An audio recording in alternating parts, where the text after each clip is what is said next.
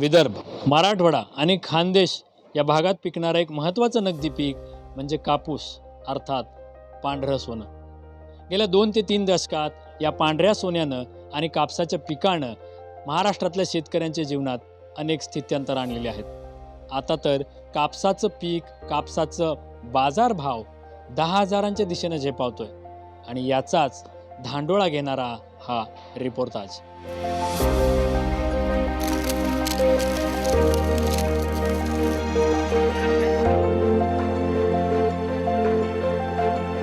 गेल्या 1 शतकापेक्षा जास्त काळ कापसाच्या शेतीनं महाराष्ट्राला, विशेषतः विदर्भ, मराठवाडा आणि खानदेशात अर्थकारणाचं मोठं वलय निर्माण केलंय. या कापसाच्या शेतीनं महाराष्ट्रातल्या लाखो शेतकऱ्यांच्या जीवनावर बरे वाईट आणि खूपच चांगले दिवसही आणले. गेल्या 1.5 शतकांमध्ये महाराष्ट्रातला कापूस लोकल ते ग्लोबल झालाय. इंग्रजांच्या काळात सोनं आणि कापसाच्या बाजाराची बरोबरी होत होती, म्हणून याला पांढरं सोनं असं म्हटलं जाऊ लागलं होतं. हाच कापूस यंदा म्हणजेच 2022 मध्ये पुन्हा उच्चांकी 10,000च्या बाजारभावासह चमकू लागलाय. यामागे अनेक कारणं आहेत. त्यापैकी महत्त्वाचं कारण म्हणजे यंदा अनेक कारणांनी घटलेलं कापूस उत्पादन. CCIचे संचालक राहिलेल्या हिंगणघाट बाजार समितीचे सभापती असलेल्या सुधीर कोठारींनी तर यंदा कापसाचं उत्पादन अवघ्या 310 लाख गाठींवर स्थिरावण्याची भीती व्यक्त केली आहे. यंदा हंगामाच्या सुरुवातीला हेच उत्पादन 360 लाख गाठींवर होण्याचा अनुमान लावण्यात आला होता. या वर्षाची जर स्थिती जर आपण बघितली तर जरी 325 लाख गठानी कापसाचं उत्पादन होईल असं भाकीत लोकांचं आहे, कापसामध्ये काम करणारे लोकांचं. पण वास्तविकता अशी आहे की यावर्षी 310 लाख गाठी इतकंच पीक भारतामध्ये कापसाचं होणार आहे. म्हणजे दिवसेंदिवस कापसाचं पीक भारतामध्ये कमी होत आहे. कापसाची शेती करत असताना विदर्भ, मराठवाड्यातल्या शेतकऱ्यांनी गेल्या 5 दशकांमध्ये अनेक बरे वाईट अनुभव घेतलेत.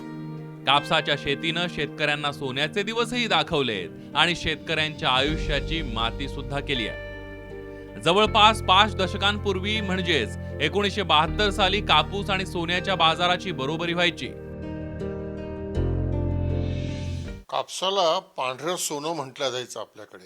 आणि त्याचं कारण काय होतं तर त्याचं कारण असं होतं की कापसाचा आणि सोन्याचा भावाचा खूप जुना नाही, पण आपण जर पॅरिटीचा भाव पाहिला तर 1972 मध्ये मी स्वतः 250 रुपये क्विंटल कापूस विकलेला आहे आणि 250 ते 250 रुपये तोळं सोनं होतं. म्हणजे 1 क्विंटल कापसाच्या बरोबर 1 तोळं सोनं होतं. आणि कापूस हे आपल्याकडचं नगदी पीक होतं. महाराष्ट्र, तेलंगणा, कर्नाटकात कापसाची शेती ते पिकवणाऱ्या शेतकऱ्याच्या आत्महत्यांमुळे बदनाम झाली आहे. गेल्या 2 ते 3 दशकात कापूस उत्पादकांनी हजारोंच्या संख्येनं आत्महत्या केल्यात. कापसाच्या शेतीवर हा काळा डाग आहे. कापूस उत्पादकांना त्याच्या चांगल्या बाजारभावासाठी अनेकदा झगडावं लागतंय. यंदाचं वर्ष त्याला अपवाद आहे. या वर्षीचं जे वर्ष आहे कापसाचं, हे एक युनिक वर्ष असं म्हणता येईल. कारण यावर्षी पहिल्यांदाच कापूस उत्पादक कधीही भावासाठी आंदोलन करत नाही आहेत, परंतु त्याच्या विरुद्ध कापडाचे जे उद्योजक आहे ते यावर्षी आंदोलन करतात की भाव कसा कमी होईल. परंतु आज जे काही 10,000च्या वर भाव गेलेले आहेत, त्यामुळे कापूस उत्पादक जरी यावर्षी उत्पन्न कमी आलं तरी कापूस उत्पादकांना फार मोठा फायदा होतो आहे. गेल्या 1.5 महिन्यांपेक्षा जास्त काळ राज्यातल्या बहुतांश बाजारपेठांमध्ये कापसाचे भाव 10,000 रुपयांच्या दिशेनं प्रवास करतायत. अनेक बाजार समित्यांमध्ये 9,000पासून ते 10,000 रुपयांच्या वर अगदी 11,000 रुपयांपर्यंत कापसाचे भाव गेले. शेतकऱ्यांना कापसाचे चांगले भाव मिळू लागले तर त्यावर थेट अवलंबून असलेल्या वस्त्रोद्योगाच्या अर्थकारणाला फटका बसत असल्याची चर्चा होऊ लागली आहे. सध्या शेतकऱ्यांना कापसाचे उंचावलेले भाव कमी होण्यासाठी वस्त्रोद्योग लॉबीचीच भीती वाटतेय. हे 9 ते 10 हजार रुपये जरी कापसाचे भाव असेल तरी वस्त्रोद्योग लॉबी याच्यामध्ये फार विरोध करत आहे, जेणेकरून कापसाचे भाव कसे पडतील आणि शेतकऱ्याचा भाव कसा कमी होईल या दृष्टीने सर्व वस्त्रोद्योग लॉबी पुरेपूर प्रयत्न आहेत. परंतु केंद्र सरकारने या वस्त्रोद्योग लॉबीच्या विरोधाला पुढे जावे आणि शेतकऱ्याला पूर्णपणे पाठिंबा द्यावा. यंदा भारतातच नाही तर जगातल्या प्रमुख कापूस उत्पादक देशांमध्येच कापसाचं उत्पादन घटलंय. भारतामध्ये तर कापसाचं उत्पादन 360 लाख गाठींवरून थेट 340 ते 330 लाख गाठी घटण्याचा अंदाज व्यक्त केला जातोय. तब्बल 30 ते 40 लाख गाठी कापसाचं उत्पादन घटण्याची भीती व्यक्त होतीये. कापूस उत्पादन घटण्याचा गंभीर परिणाम कापसाच्या बाजारात प्रभावीपणे दिसू लागलाय. भारत, चायना, अमेरिका आणि ब्राझील या देशामध्ये कपाशीचं उत्पादन हे कमी झालेलं आहे. भारतामध्ये कमी झालेलं आहे, आपल्या विदर्भात, महाराष्ट्रात कमी झालेलं आहे. मला तरी खात्री आहे जरी वायदे बाजारावर बंदी आणली किंवा काही जरी झालं तरी शेतकऱ्यांना साधारणतः 10,000पर्यंत भाव मिळेल. विदर्भातल्या कापूस शेतीची देशभरात शेतकरी आत्महत्यांमुळे चर्चा होते. गेल्या 2 ते 3 दशकांमध्ये कापसाच्या शेतीनं विदर्भातलं ग्रामीण समाज ढवळून निघालाय. कधी नापिकी, कधी बेभाव, कधी बोंडाळीनं कापूस उत्पादक शेतकऱ्याच्या जीवनात अनेक संकट आणली आहेत. कापसाच्या आत्महत्या याच्याकरता वाढल्यात, विदर्भात वाढल्यात त्या 2003 नंतर वाढल्यात, कापूस एकाधिकार योजना रद्द झाल्यानंतर. पण सगळ्यात जास्त कापसाच्या आत्महत्या सुरू झाल्या होत्या त्या 1997मध्ये आंध्र प्रदेशमध्ये सुरू झाल्या होत्या. तेव्हा प्रधानमंत्री अटल बिहारी वाजपेयी होते आणि मोठ्या प्रमाणात कापसाची आयात झाली होती. तेव्हा 30 रुपयाचा डॉलर होता, आज 75 रुपयाचा डॉलर आहे. रुपयाचं अवमूल्यन हे सुद्धा कापसाचे जास्त भाव दिसण्यामधलं कारण आहे, हे आपण समजून घेतलं पाहिजे. विदर्भातल्या कापूस उत्पादकांना पुन्हा सोन्याचे दिवस आणायचे असतील तर विदर्भाची घटलेली कापूस उत्पादकता वाढवावी लागेल. जगाच्या आणि भारताच्या तुलनेमध्ये विदर्भात सर्वात कमी कापूस पिकतो. अमेरिकेत कापसाच्या रुईची प्रति हेक्टरी उत्पादकता ही 2 टन आहे. तिथं विदर्भाची प्रति हेक्टरी रुई उत्पादकता जेमतेम 3 ते 4 क्विंटल इतकी आहे. महाराष्ट्राची जर स्थिती पाहिली तर महाराष्ट्रामध्ये अजूनही कापसाचं उत्पादन कमीच आहे. इतर राज्याच्या तुलनेमध्ये महाराष्ट्राचं उत्पादन कमी आहे. परंतु कापसाचे जे दर आहेत ते दर सारखेच दर मिळतात महाराष्ट्राला आणि इतर देशातील राज्यांना. जसं गुजरातमध्ये जर पाहिलं तर 8 क्विंटल एकरी कापसाचं उत्पादन आहे आणि महाराष्ट्रात जर पाहिलं तर 4 क्विंटल एकरी आहे. त्याच्यामुळे कापसाची हमी जे दर आहे ते पूर्ण देशाकरता एकच आहेत. त्याच्यामुळे महाराष्ट्राच्या शेतकऱ्याचा विचार होणं आवश्यक आहे, जेणेकरून महाराष्ट्रातील शेतकऱ्याच्या आत्महत्या होणार नाहीत. पांढऱ्या सोन्याच्या उत्पादनात सतत अव्वल असलेल्या विदर्भातल्या यवतमाळ जिल्ह्यानं दुर्दैवानं शेतकरी आत्महत्यांच्या आकड्यातही आपला नंबर राखलाय. एकट्या यवतमाळ जिल्ह्यात 18,000पेक्षा जास्त कापूस उत्पादकांनी आत्महत्या केल्याचं सांगितलं जात आहे. महाराष्ट्रातल्या कापसाचा प्रश्न हा निश्चितपणे गंभीरपणे चर्चेला जातो आहे. आज आम्ही यवतमाळ जिल्ह्यातले शेतकरी कापसाचाच उत्पादक म्हणून हा पूर्ण जगात ओळखला जातो. कापसाची सुरुवातच कळंबसारख्या एका छोट्या शहरातून झालेली आहे आणि हा यवतमाळ जिल्ह्यातला कापूस जगात अत्यंत नावाजलेला कापूस होता. हा कापूस मँचेस्टरला जायचा. कापूस उत्पादकांच्या आत्महत्येच्या कारणांचा उहापोह करताना एक मोठी बाब समोर येते, ती म्हणजे कापसाची घटणारी उत्पादकता. यामध्ये निसर्गाबरोबरच कापूस उत्पादकांना बियाण्यांच्या बाबतीत सरकार मागास ठेवत असल्याचा मोठा आरोप होतोय. आज जे कापसाची परिस्थिती आहे सध्या, यावर्षीचं जे उत्पन्न झालेलं आहे भारतात अतिशय कमी झालं आहे. याचं नेमकं कारण असं वाटतं की BG2 ही आपल्याकडे याला परवानगी देऊन आज 15 वर्ष झालेली आहेत. त्यानंतर कोणत्याही नवीन वाणाला किंवा आज परवानगी आपल्या भारतात मिळालेली नाही. बघा कसं आहे, प्रत्येकाला नवीन तंत्रज्ञान मोबाईलमधलं चालतं, परंतु शेतकऱ्याच्या वाट्याला आलेलं तंत्रज्ञान कोणालाही नकोसं होतं.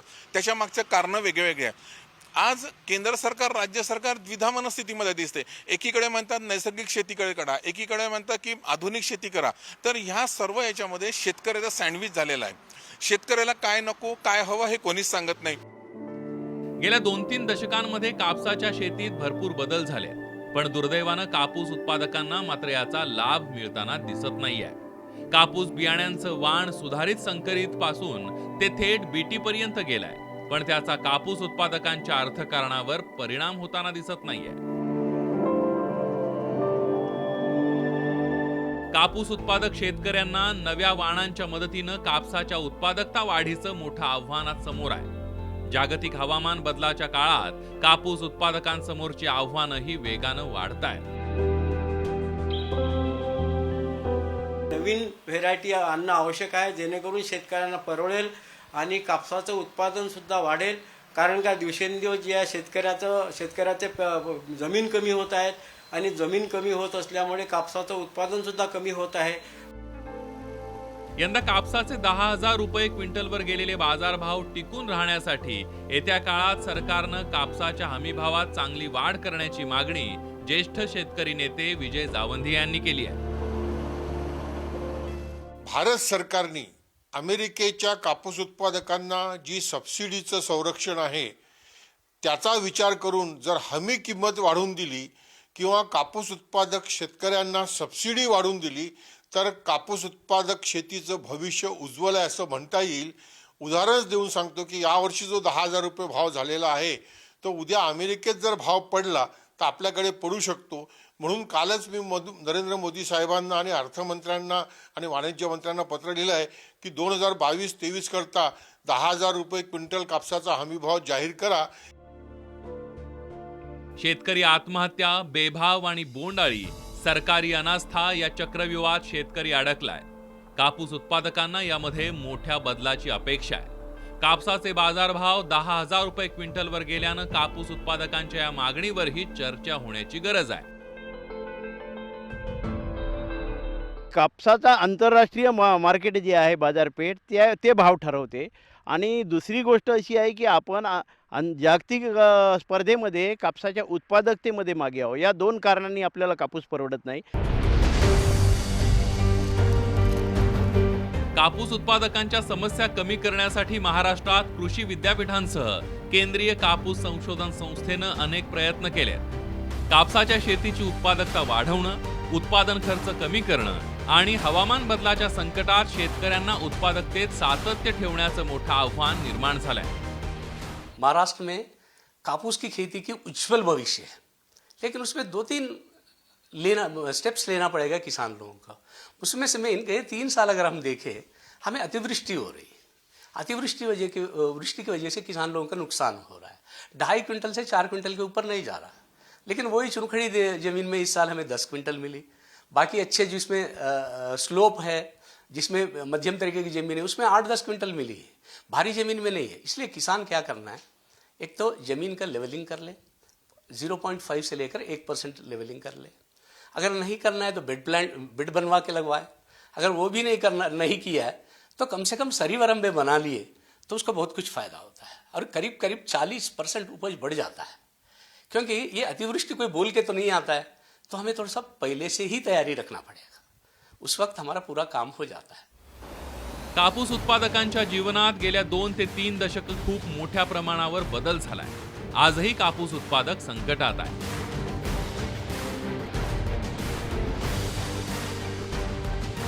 सरकारी धोरणापासून निसर्गापर्यंत सर्वाचे चटके तो झेलतोय.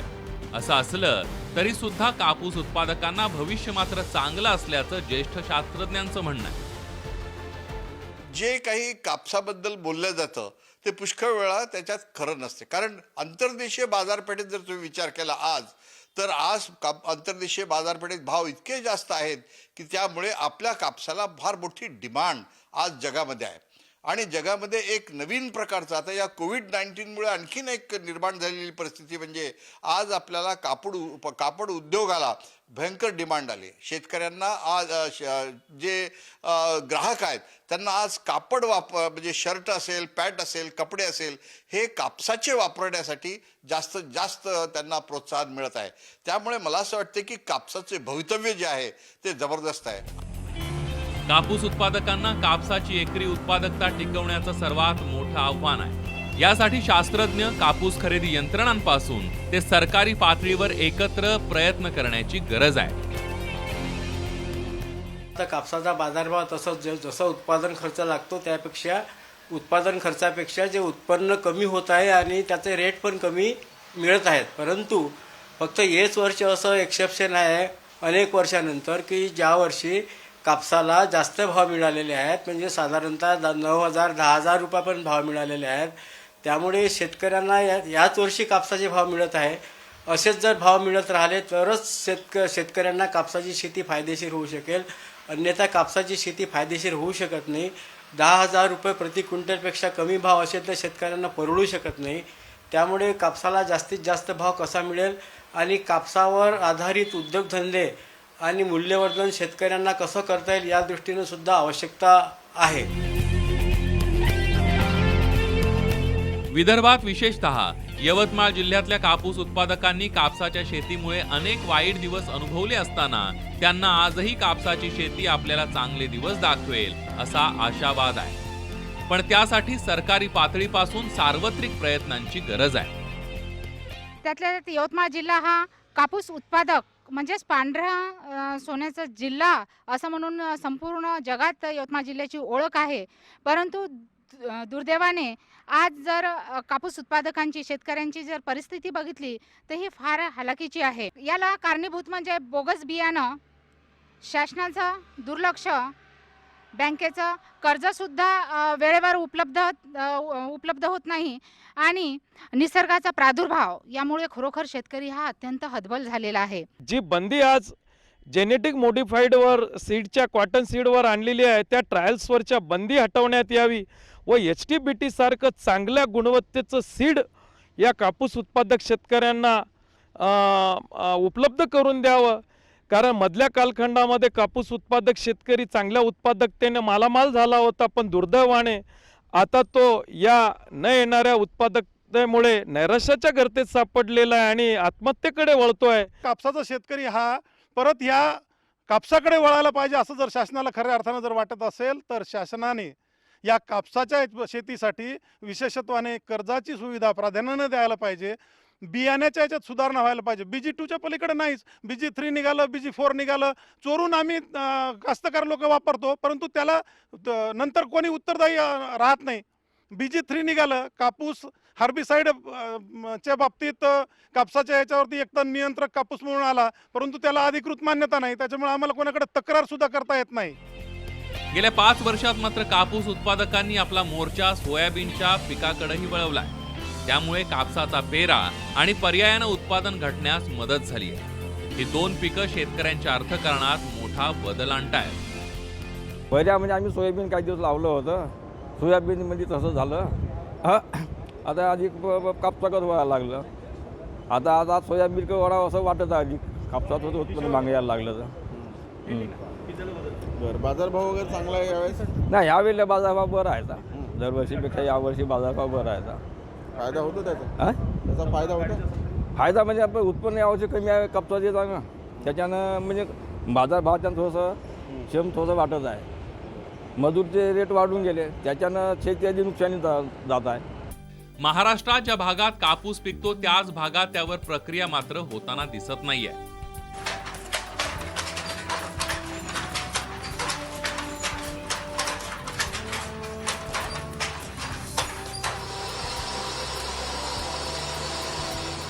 कापसापासून कपडा बनवण्याचं मॉडेल विदर्भानं अंगीकारलं तर मात्र कापूस उत्पादकांपासून ते विदर्भातल्या गावगाड्यातल्या अर्थकारणावर निश्चित चांगले दिवस येऊ शकतील.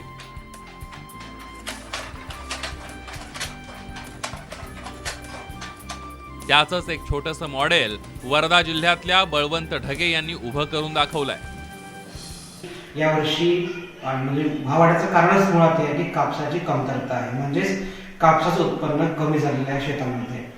आणि हे सलग दुसऱ्या वर्षी होत आहे की मागच्या वर्षी पण कापसाचे भाव 6,000च्या पुढे गेले होते, यावर्षी 10,000च्या पुढे जात आहेत प्रति क्विंटल. आणि याचा एक शेतकऱ्यांना वाटतं आपल्याला की फायदा होतोय, पण असं नाही आहे, कारण याचं उत्पन्नही कमी झालेलं आहे. एकरी जो ॲव्हरेज आहे कापसाचा तो कमी झालेला आहे.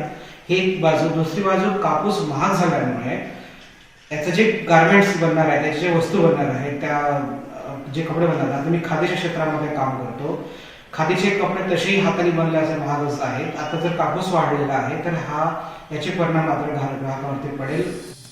विदर्भामध्ये कापूस उत्पादकांनी जिनिंग व्यवसायावर धागा निर्मिती आणि त्यापासून कपडा निर्मितीचं काम हाती घेणंही तितकंच गरजेचं आहे. कापूस उत्पादक भागातच कापसावर प्रक्रिया होणं, कपडा निर्मितीपर्यंतचे सर्व व्यवसाय याच भागात स्थिरावणं गरजेचं आहे. याच्यामुळे जे परिणाम होणार आहेत की बाकी सगळ्या गोष्टी महाग होणार आहेत, तर कॉटनच्या सगळ्या गोष्टी महाग होणार आहेत भाव वाढल्यामुळे. तर याचे परिणाम आपण जर बघितले तर तसे फार नीट नाही आहे, ना शेतकऱ्यावरती नीट आहे आणि नाही ग्राहकांसाठी झाले आहेत. पण आता शेवटी परिस्थिती अशी आहे की कापूस उपलब्ध नाही आहे, बाकी वाढणार आहे आणि पुढे पण वाढण्याची शक्यता जास्त दिसत आहेत. गेली 3 दशकं पांढऱ्या सोन्यानं अनेक काळे दिवस दाखवले, पण आज तेच पांढरं सोनं कापूस उत्पादकांच्या जीवनात पुन्हा सोनेरी दिवस आणू पाहताय. त्याकडे धोरणकर्त्यांसह सर्वच क्षेत्रातल्या मंडळींनी सकारात्मकतेने पाहणं गरजेचं आहे. कापूस उत्पादक जगला, टिकला आणि वाढला तरच माणसाची लज्जा रक्षणासाठी लागणाऱ्या वस्त्रांची गरज पूर्ण होऊ शकेल. संजय डाफ, संजय राठोड, सुरेंद्र रामटेके आणि संजय तुमरामसह संदीप भुजबळ, ब्युरो रिपोर्ट, साम टीव्ही.